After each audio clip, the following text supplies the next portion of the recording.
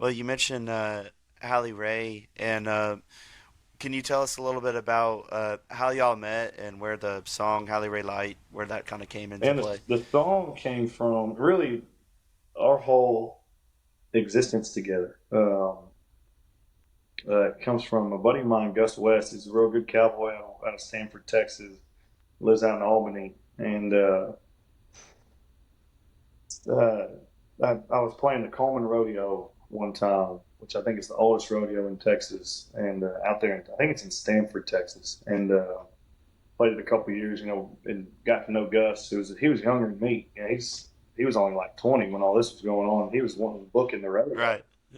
the talent for the Oh shoot. rodeo, and so we were out there. We played it one night, and we were sitting out there, and he'd said something to me like he had gone to Oklahoma State for a semester, and then come back home and didn't go anymore. But he said, "Hey, I met a girl named Hallie Ray Light. I think y'all should meet." And I just wasn't really trying to meet no girls at the time, not any like serious. And but I said I love the name Hallie Ray Light. I'm like, that's got to be, it has to be in a song. I'd always thought about Good Lord Lori, one of my favorite Turnpike songs Yeah. of all time. And so I was kind Love of thinking that Turnpike. same when I heard the name Hallie Ray Light. I'm like, that's got to go on a song. So I started trying to write the song for a little while, and anyways, I ended up hollering at her on the internet, I think on Instagram, and she came out to a show, and um, she actually came the first night I ever had a tour bus, and so she didn't stick around too long. She took off pretty quickly. Uh, didn't really like the way I was behaving, and, I just I guess I thought I was hot shit because we had a tour bus and we were playing whatever it's called, the tumbleweed Stillwater, whatever. I wasn't acting right, and so she left, and um, I started writing that song, and it started on we were playing Jab Fest, Josh Abbott's Fest in Lubbock, and Gus was Mhm. actually there, and our set got rained out. I'm talking about crazy rainstorm, and so I was on the back of the bus Right. with my little guitar picking around. I started singing, "Well, it's finally raining, you know that we need it," and yeah, it's good to see your face.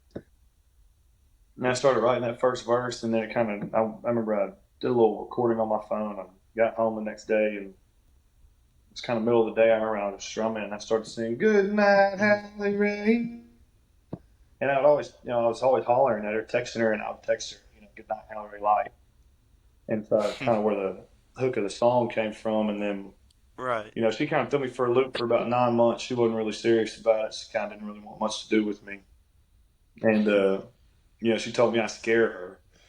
And so, that's why it says, do you mean it when you say that I scare you? And so I was kind of like writing a song about what was going on and stuff over time. And, I think we were playing again in Stillwater during Thanksgiving week. And she said she was going to come. And then she ended up going home and didn't show up. And so we played the song at that venue and she wasn't there, whatever. I remember feeling like an idiot. And then, Oh no. like, I was like, all right, I'm done. Like, I'm out. I'll never cut that song. I don't think like she didn't show up. See ya. And so then Christmas rolled around, and she messaged me one day. She said, you should come to Oklahoma after Christmas. And I was like, all right. I had just bought a brand new King Ranch F-250, like cash money. Bought it at the dealership, drove it home, and drove up there in that.